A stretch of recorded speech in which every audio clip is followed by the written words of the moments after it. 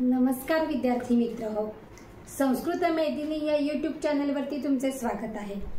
आज मी तुम्हाला इयत्ता 10वी संपूर्ण व संयुक्त संस्कृत धडा पहिला आद्य कृषकः पृथुवैन्यः म्हणजेच पृथुवैन्य पहिला शेतकरी हा धडा शिकवणार आहे।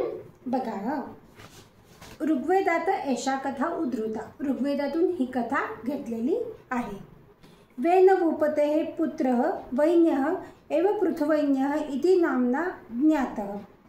वेन राजाचा मुलगा वैन्य हा पृथुवैन्य या नावाने ओळखला गेला, प्रसिद्ध झाला।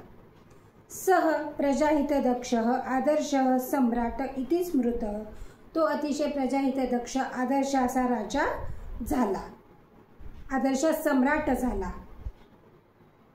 भारत देशे पृथुना एव कृषि कार्यं प्रारब्धं संशोधितं विकासं प्रतिनीतं च।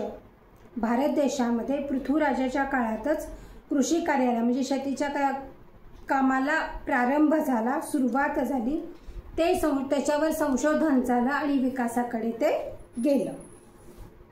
स एव कृषि विद्यायाः जनकः इति मतः, आणि तो म्हणजे पृथुवैन्यच हा कृषी विद्येचा जनक मानला गेला। अतएव सह प्रथम कृषकः, म्हणून तो पहिला शेतकरी मानला जातो। धरित्र्याः पृथिवी इति नामाभिधानं पृथोः कार्यस्य स्मारकम् इति मन्यते बुधैः। आपल्या धरतीचं पृथ्वी हे नाम सुद्धा पृथुराजाच्या कार्यावरूनच दिलं गेलं असे मोठे लोक मानतात। मोठे म्हणजे बुद्धीने जे मोठे लोक आहे असे लोक ते मानतात। ठीक आहे, आता थोडंसं अजून जास्तीची प्रस्तावना सांगते। ऋग्वेदात तसेच महाभारतात, भागवत पुराणात तसेच विष्णू पुराणात असलेली ही पृथुराजाची कथा अतिशय मनोरंजक व बोधप्रद आहे। वेनराजाचा मुलगा म्हणून त्याला पृथुवैन्य म्हणत असत। त्याला विष्णूचा अंशावतार असेही म्हटलेले आहे। शेती करण्याची कल्पना त्याला प्रथम सुचली। धनुष्य बाणांसारख्या शस्त्रांनी शिकार करून राहणारा मानव शेती करू लागला। या स्थित्यंतराचे गोष्टीच्या रूपाने केलेले हे वर्णन आहे। आधी मानव कसं शिकार करून किंवा झाडाचे कंदमुळं वगैरे खाऊनच राहत होता, आपली उपजीविका करत होता। मग शेतीची सुरुवात कोणी केली त्याच्यावर हा धडा आधारित आहे। जमीन, पाणी वगैरे नैसर्गिक साधन संपत्तीचा जास्तीत जास्त उपयोग करून समृद्धीचे ध्येय साध्य करता येते, हे या कथेचे आजच्या काळात खरे असणारे तात्पर्य आहे। आता धड्याला सुरुवात करूया। भूपालः पृथुवैन्यः नामधरायां प्रथमः अभिषिक्त सम्राटः। पृथुवैन्य राजा म्हणजे पृथ्वीवरील राज्याभिषेक झालेला पहिला राजा होता। प्रयाग क्षेत्रे पृथुनृपस्य राजधानी आसीत्। प्रयाग या तीर्थक्षेत्रामध्ये पृथूची राजधानी होती।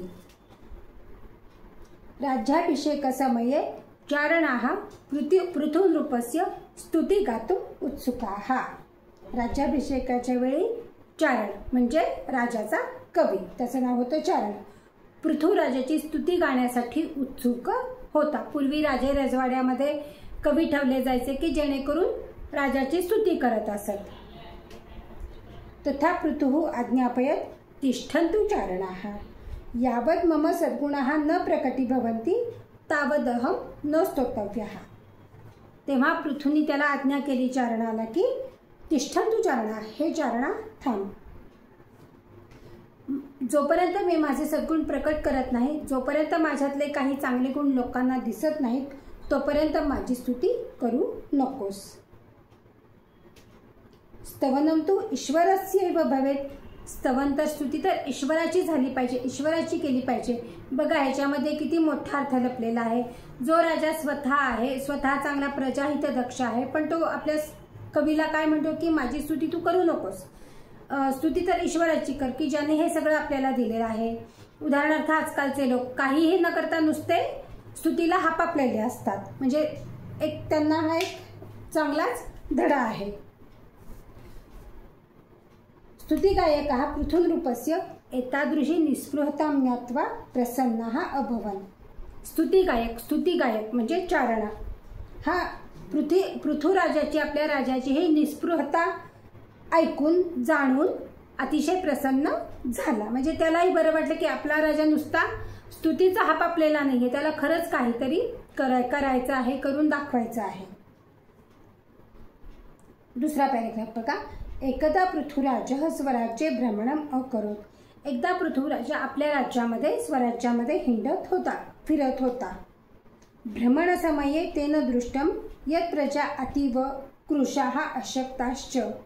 फिरताना त्यांनी बघितलं, अरे आपली प्रजा तर खूप अशक्त झालेली आहे, खूप कृश झालेली आहे।